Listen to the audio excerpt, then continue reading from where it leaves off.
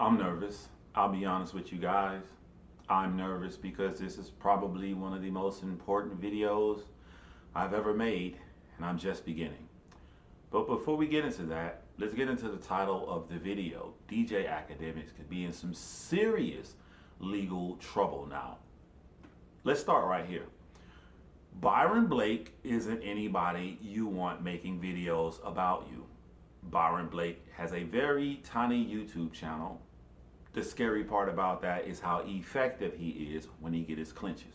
A quick little history on Byron Blake. Byron Blake is a battle rapper. I come from the battle rap community. This channel was started on me doing battle rap commentary, going all the way to writing articles for battle rap to managing battle rappers such as 40 Bars. Byron Blake comes from Missouri, St. Louis, the same as Hitman Holla, who is on the show Wilding Out. Byron Blake got upset about a battle that they had. I think he thought Hitman Holla wasn't promoting it. Byron Blake then began to make bunches of videos talking crap about Hitman Holla.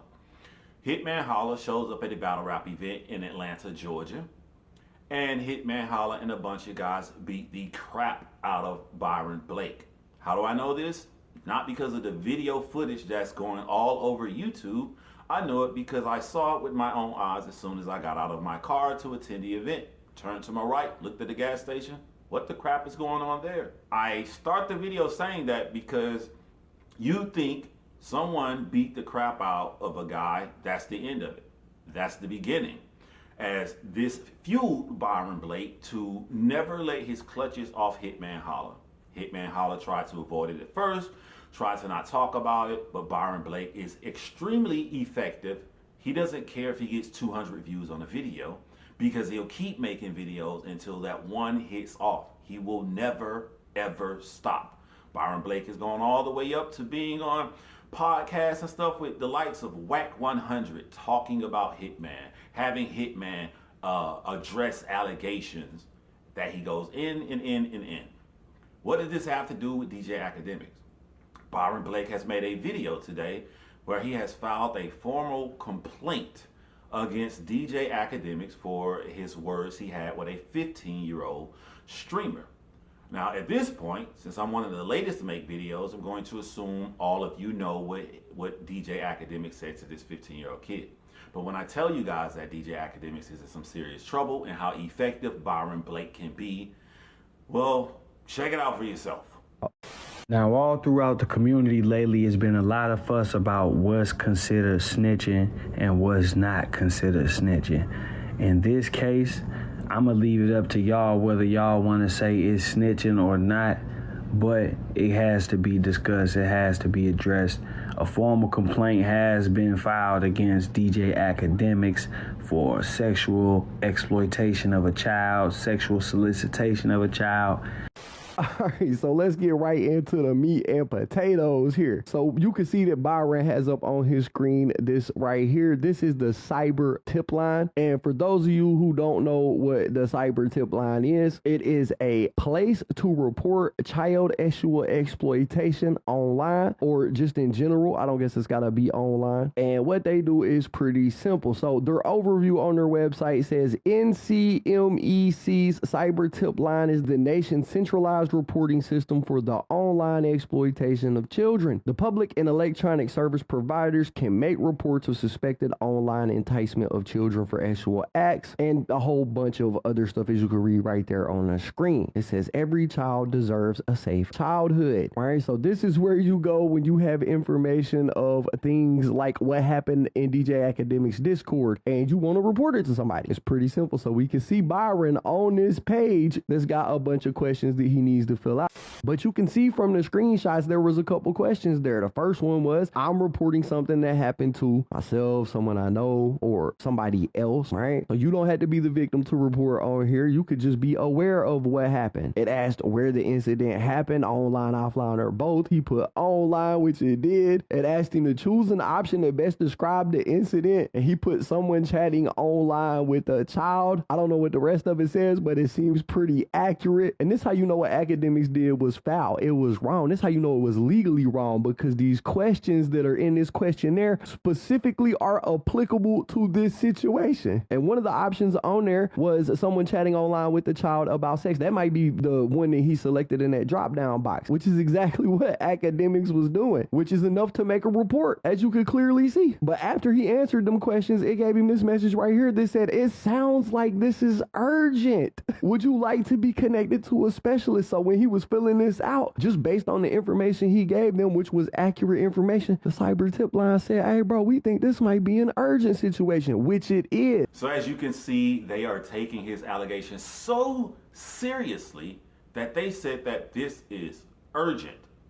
Now, a lot of YouTubers get in trouble because they feel they are so big, nothing will ever come on their front door, but they never defend themselves of what could happen if something comes on their door. So they end up speaking prior to having any kind of credible defense against if something comes to the front door, meaning legality situations.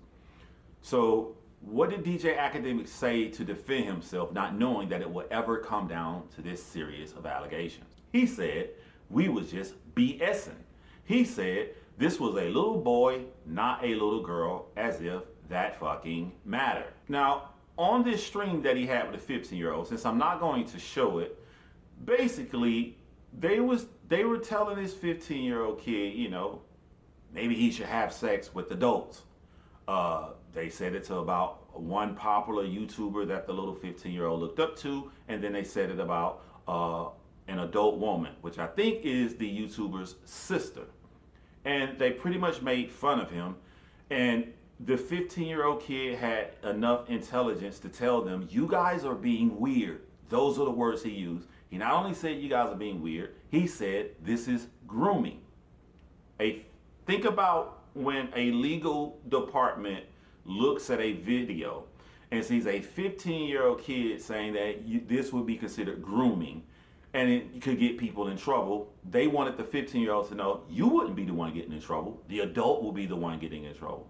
He's like, "Yes, you guys are entrapment." Let's stop right here. And I want to let you guys know that when people get caught on the show To Catch a Predator, they are doing 5 years in prison for having a sexual conversation with an adult woman.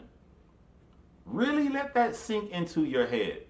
An adult woman works for the police department pretending she's a 13-year-old. So the entire time they're talking to an adult woman. But because in their mind, they think it's a 13-year-old, that's enough to have them arrested. What do you think happens if a YouTuber tells you, "Hey, we was just joking around," but it wasn't to someone pretending to be a child. It is someone that is literally 15 years old, that is literally a child. Do you think that they're going to care if you say, "I was just playing around, big brothering you"? This is when I get really upset. I'm going to do a small caveat to really let this sink in. In the battle rap community, there's a battle rapper by the name of Gems. Gems is not black. Gems, I don't know what Gems is, Dominican and white mix, but he's not black at all. It turns out that over a decade ago, Gems said the most vile, racist thing about black Americans. Black American women. He put up pictures comparing them to monkeys. He talked about how black American women vaginas are. He was purposely saying the most racist thing. Of course, you think when he gets exposed for these things he said in the past, he would come out and apologize for it, and that would be the basis of his video. Gems wanted to attack the people who spoke out about this by mentioning, "That is not me, that's me in my past." I came on to remind Gems that he's a disgusting human being, not from just the mere vile racist things he said in the past, but I look at how you handle the situation. You see, Gems came on and said, in one small sentence, which took about 5 seconds for him to say, yeah, I was wrong for saying that. The rest of his 20-minute videos that he made 3 of were about his enemies, about people who hate him, who put out this propaganda to try to take down his channel. That is when I felt blatantly disrespectful, because you blew up and our Black American community, and we hear some shocking things as we like you as a human being, that you said racist and disgusting about us, and you didn't care about our plight enough to put more than just a small sentence of your sorrow for what you did in the past, but you promoted 99% of your video about your haters. When you get exposed for doing something wrong, we don't care who exposed you. We don't care if it was the person that hated you that did it. We care about the action. And to overlook that is a spit in our face. This is what DJ Akademiks did to show you the kind of person he is. When DJ Akademiks put it on, these are the Kendrick Lamar haters that are trying to take my channel down, that's when I got really disgusted at him. Because it shows consistency and it points out a flaw that we have as Black Americans. The entire world is showing more respect for us as a group of people than we show for ourselves. I want you guys to really think about this, right? If we're honest, we look at an Asian as an Asian. But when you go into the details, there is a massive difference between a Chinese person and a Japanese person. A Chinese person cannot go to Japan, rob them of their culture, put them down in every single way as being Japanese, make millions of dollars doing this, and their entire audience, this Chinese person living in Japan, putting down every which way about the Japanese way of living. They cannot thrive in Japan, make a living, with 99% of their audience being Japanese people that watch them. The Japanese person seeing this Chinese person living in Japan would not have it. They would not even be able to walk down the street.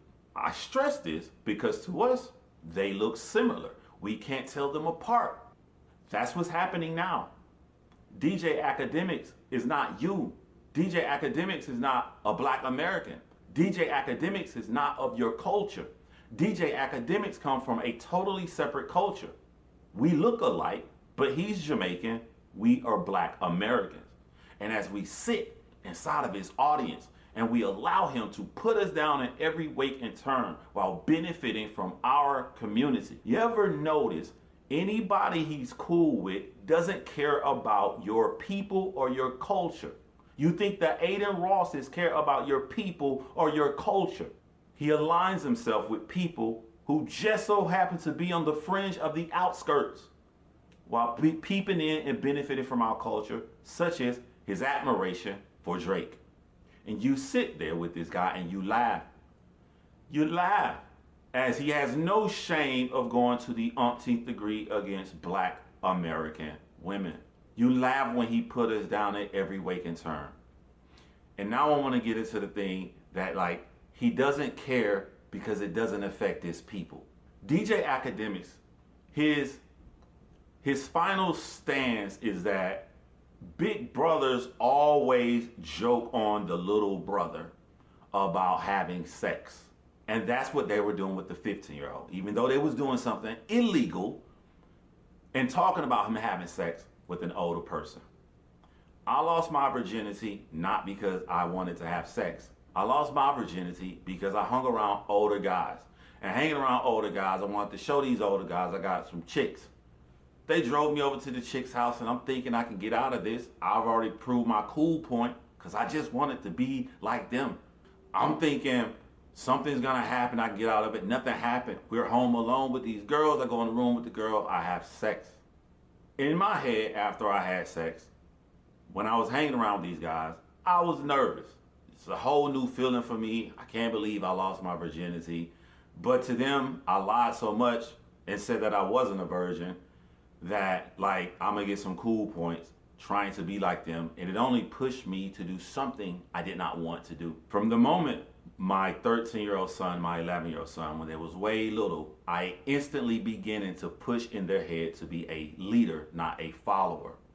Tell my sons, if I ever go to a police station and I pick you up and they say that you were stealing, you're gonna be in more trouble if you stole a piece of candy, not because you wanted to go and steal a piece of candy, but you went in that store to steal a piece of candy because you were with a group of guys that wanted to steal a piece of candy and you really didn't want to do it. I've ingrained this over and over in my son's head to where it just rolls off, and they understand the importance of being a leader. They understand that the person that controls what's cool is you, not them. You stand up there and you poke your chest out. If y'all want to go in there and do some stupid stuff, like steal a piece of candy, go ahead. I'm going to walk right in there and pay for mine and let y'all stupid butt get arrested. Say it with your chest, son. You control what's cool. In the Black American culture, we have done these things over and over and over again. And as Black American fathers who have little boys, we understand the importance of wanting our children to be leaders. I have been robbed, so I will never, in my one life I have to live, get to say, I met a girl, we fell in love, and that's how I lost my virginity. Because I fell into the same following trap and wanted to be like those that's other. That's what DJ Akademiks wanted to do with that 15-year-old.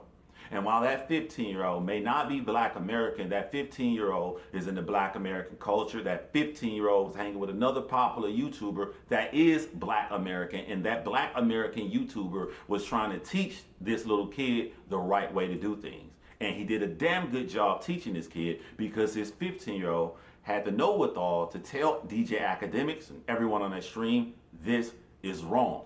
That 15-year-old did something that I wasn't even able to do at the same age that he was, and for that I am proud of him. Now, DJ Akademiks also went on to try to shame the 15-year-old little boy, saying that he's going on all these interviews, that's how you know it's for clout.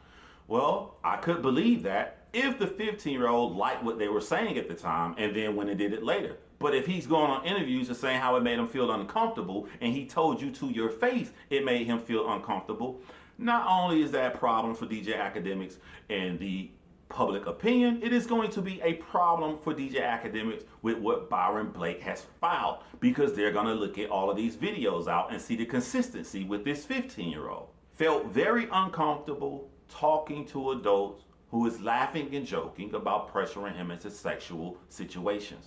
That's what took place. I don't care what your intent was or not. But from DJ Akademiks' own word, his intent. That's what big brothers like do. We big bro, we doing him like that. DJ Akademiks is not of our culture. DJ Akademiks doesn't have children. DJ Akademiks has no vested interest to seeing a betterment of our culture. He is here to exploit our culture to make as much money as he can and put us down. In my personal opinion, why he wants to put us down so bad, it is not even a scientific or really in-depth analysis. It's very simple. He was not the cool kid at the table. Livingston did not get the girls. Livingston was not liked. He was not that guy. So he's basically a comic book villain that rose to the top, and he's upset at everything that we, when he was on the outskirts, that we are cool, and he never was. And he has a vendetta against it, and he doesn't care about it unless he's forced to, which is why he cried when he got into it with Santana.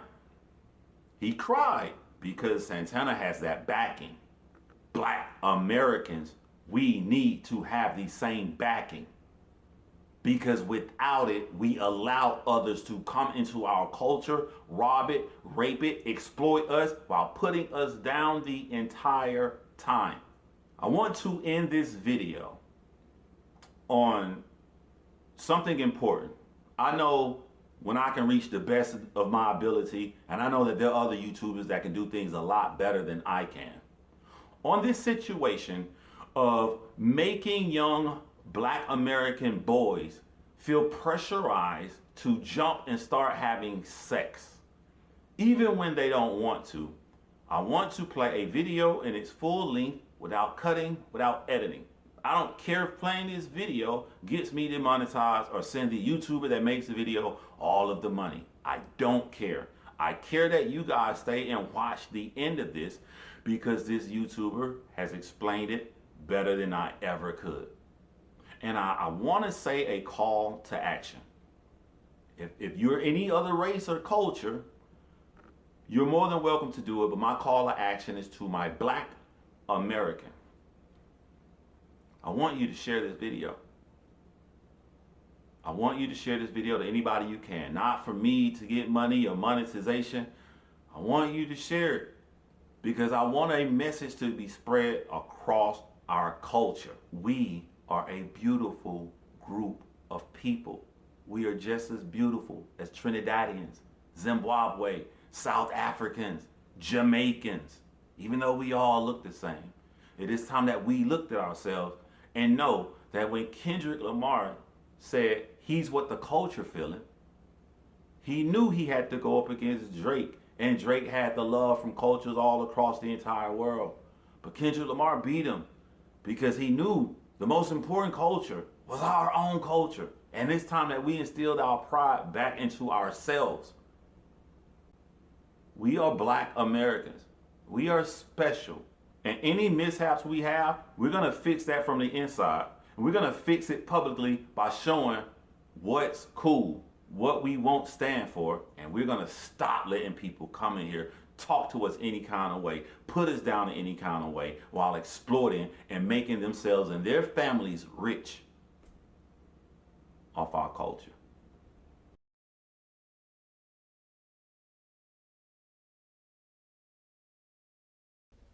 I had to dig deep in order to understand at what point did pussy become so important to me. You know the conclusion I came to? High school, 9th grade, cafeteria, lunch table.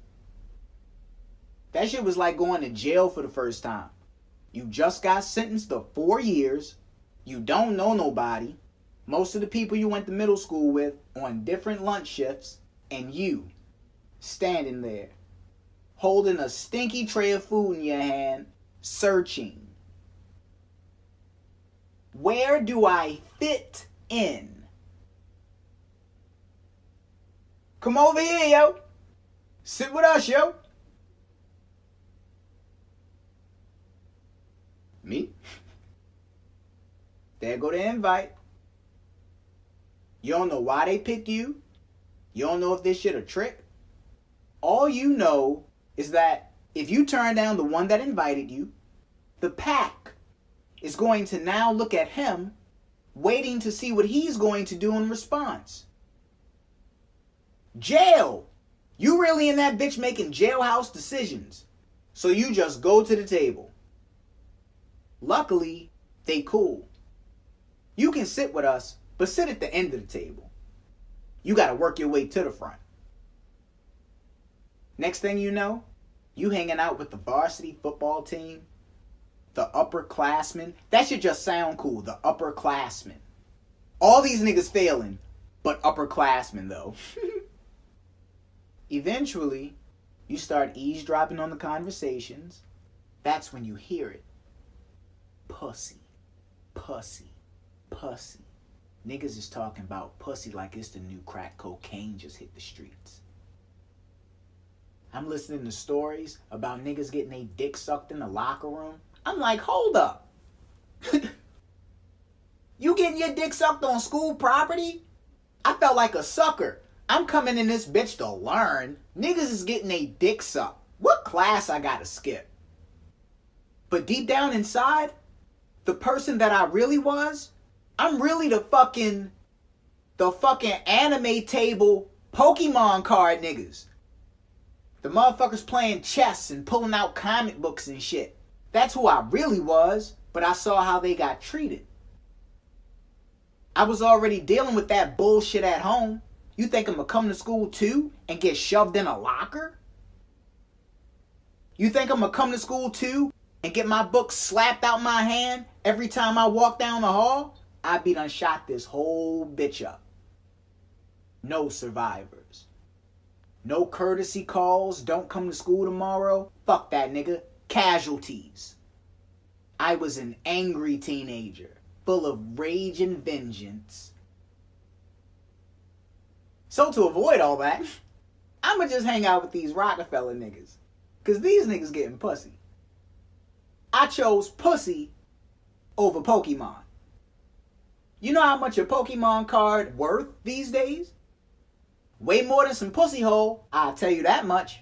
Pussy 50% off on OnlyFans. If you act now, today only, If you act right now, you can catch you on them 24-hour pussy flash sales. You ever seen a Charizard, mint condition, still in the plastic, 50% off? Them bitches go up in value. Them the niggas I should have been fucking with. Denying myself of the individual that I really was. For what? To hang out with a bunch of people that end up making fun of you anyway? The moment they find out, you still a virgin. I don't know how it was for you growing up, but to be a guy, hanging out with other guys who all getting pussy, and you the only one who ain't? Oh no. You got clowned, you got joked, you got laughed at. Yo, what, you scared? You scared to get you some pussy? And what you do? I ain't scared. I ain't scared. This nigga's scared. Now it begins. The pressure is on. You gotta go fuck something.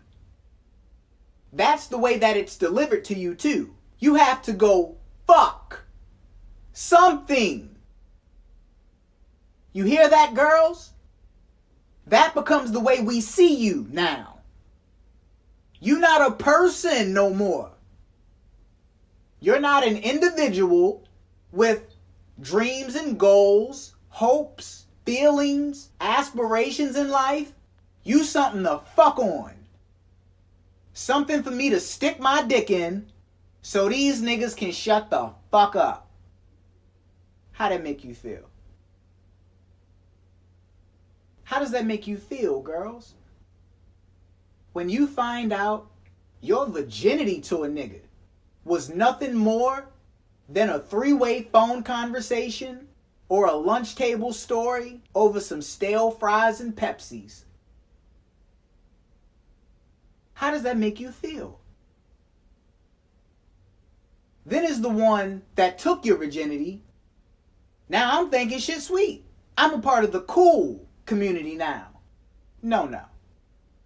You go from being made fun of because you're a virgin to, but you only fuck one girl though. So, welcome to the numbers game. You gotta keep up with the rest of the flock. I figured out real quick, I'm still at the Pokemon table, but girls are the cards. The top tier bitches, the baddest bitches in school, they the Pikachus, they the Charizards and shit. If you got with one of them, they the ones you don't cheat on. Not because you love them, not because you care about them, but because you knew that if you messed up, she was going to be somebody else's. And you'd be back on the bottom with the rest of us. Fucking with these Squirtle, Jigglypuff bitches. Can't have that now, can we? That's the cycle. Through 9th grade, 10th grade, 11th grade, 12th grade, 4 years of conditioning yourself to fuck as many girls as you can. Not talk to them, not be friends with them, not listen to what they feel. Whatever I gotta do, whatever I gotta say, whatever bare minimum I have to achieve in order for these panties to come off, that's what I'm doing. You being conditioned in school, you being conditioned out of school. I was watching porn. I was watching hella porn. Staying up till 2 in the morning looking at Girls Gone Wild infomercials. Oh, I was on it. Developing a monster that's always hungry and don't ever get full. Eventually, you become the senior. You become the upperclassman. You become the varsity football player. Handing out invites. Come sit with us, yo. Doing the same thing to the newcomers that got done to you. Passing down the same poisonous ass game that was poured into your ear. You see how the clock resets? You see how before you know it, you 18 now. And the big pussy door, called the world, is wide open. You can go to college and fuck bitches. You can go to other states and fuck bitches. You can fly to other countries and fuck bitches. A never-ending supply of bitches coming down the assembly line waiting for you to fuck them. And for the average male on a planet floating through an infinite universe, that becomes the only thing that they desire because it's the only thing that they've been conditioned to want for themselves.